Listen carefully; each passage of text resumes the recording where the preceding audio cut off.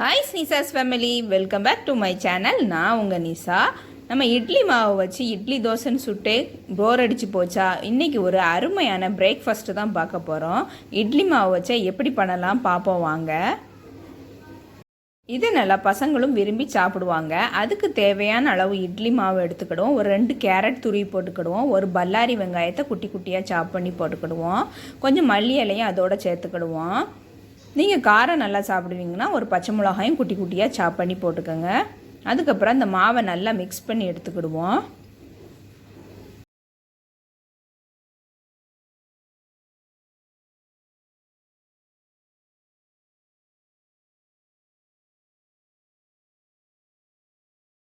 இப்போ இதுக்கு ஒரு 1/4 ஸ்பூன் அளவுக்கு மஞ்சள் தூள் சேர்த்துக்கிடுவோம். அதுக்கப்புறம் மாவு புளிப்புக்கு தக்கன நம்ம கொஞ்சம் சோடாப்பு கரைச்சி ஊற்றிக்கிடுவோம்.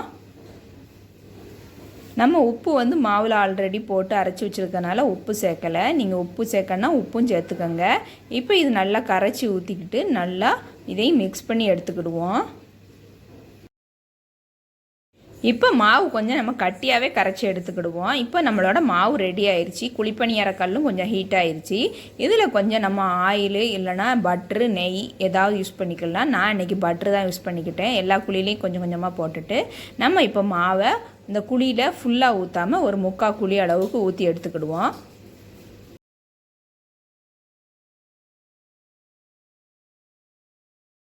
ரொம்ப ஃபுல்லாக ஊற்றாமல் 3/4 குழி ஊற்றுனோம்னா நம்மளுக்கு ஒன்றோட ஒன்று ஒட்டாது. இல்லைனா ஒன்றோட ஒன்று ஒட்டிட்டா திருப்பி போடும்போது கொஞ்சம் கஷ்டமாக இருக்கும்.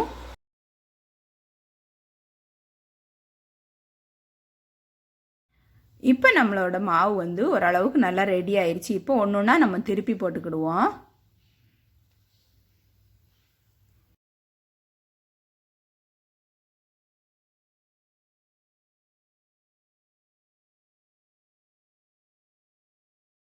திருப்பி போட்டு நம்மளோட குழிப்பணியாரம் ஒரு 2 நிமிஷத்துல ரெடி ஆயிடுச்சு. இப்போ எல்லாத்தையும் எடுத்துட்டு அடுத்தடுத்த மாவை நம்ம ஊற்றி எடுத்துக்கிடுவோம். இப்போ இந்த காரப்பணியாரத்துக்கு தொட்டுக்கிடுறதுக்கு ஒரு அருமையான பொட்டுக்கடலை சட்னி எப்படின்னு பார்ப்போம். அதுக்கு ஒரு அரசில் தேங்காய் எடுத்து குட்டி குட்டியாக கட் பண்ணி போட்டுட்டு ஒரு 1/2 ஸ்பூன் அளவுக்கு பொட்டுக்கடலை எடுத்துக்கிடுவோம். அதுக்கப்புறமா உங்கள் காரத்துக்கு ஏற்ப பச்சை மிளகாய் எடுத்துக்கோங்க. அடுத்ததாக ஒரு பல்லு பூண்டு, அதுக்கப்புறமா கொஞ்சமாக இஞ்சி கட் பண்ணி போட்டுக்கிடுவோம். அதுக்கப்புறமா கொஞ்சமாக புளி சேர்த்துக்கிடுவோம். இப்போ இது எல்லாத்தையும் நல்லா கொஞ்சம் குறைன்னு அரைச்சி எடுத்துக்கிடுவோம். சட்னிக்கு எப்போவுமே மையாக அரைக்கக்கூடாது. கொஞ்சம் குறைன்னு தான் அரைக்கணும். அரைச்சா தான் சட்னி நல்லா இருக்கும். இப்போ சட்னி அரைச்சாச்சு. இப்போ இதுக்கு தாளிச்சு விட்டுக்கிடுவோம். கொஞ்சம் ஆயில் விட்டுட்டு 1 ஸ்பூன் அளவுக்கு ஆயில் விட்டுட்டு கொஞ்சம் கடுகு உளுந்தம்பருப்பு போட்டு பொரிஞ்சதும் ஒரு 2 சின்ன வெங்காயத்தை குட்டி குட்டியாக கட் பண்ணிவிட்டு ஒரு கருவேப்பில் போட்டு நல்லா இதை கோல்டன் ப்ரௌன் கலர் ஆகுது அளவுக்கு நல்லா நம்ம இதை வறுத்து எடுத்துக்கிடுவோம்.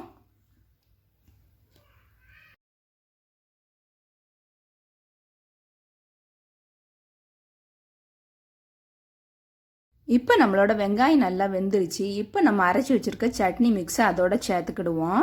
சேர்த்துட்டு இப்போ தேவையான அளவு தண்ணி சேர்த்துக்கிடுவோம். நான் இன்னைக்கு கொஞ்சமாக தான் தண்ணி சேர்க்கேன். எனக்கு கட்டியாக சட்னி தேவை. அதனால் நீங்கள் எப்படி உங்களுக்கு விருப்பமோ அதுக்கு தக்கன தண்ணி சேர்த்துக்கங்க.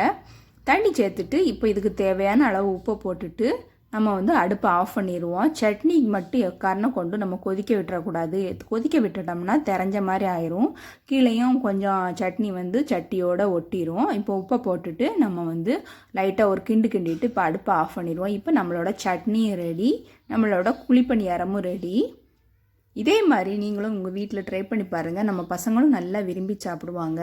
ஈவினிங் ஸ்நாக்ஸாக கூட கொடுக்கலாம். அப்படி இல்லைனா நம்ம மார்னிங் பிரேக்ஃபாஸ்ட்டாகவும் சாப்பிட்டுக்கலாம். இந்த குழிப்பணியார வீடியோ உங்களுக்கு பிடிச்சிருந்தா மறக்காமல் புதுசாக பார்க்கிங்கன்னா நல்லூர் நிசா குக்கிங்க்கு ஒரு சப்ஸ்கிரைப் பண்ணிக்கோங்க. பெல் பட்டனை கிளிக் பண்ணுங்கள், லைக் பண்ணுங்கள், உங்கள் ஃப்ரெண்ட்ஸ் எல்லாருக்கும் ஷேர் பண்ணுங்கள், கமெண்ட் பண்ணுங்கள். நாளைக்கு இன்னொரு நல்ல வீடியோவில் பார்க்கலாம். பாய்.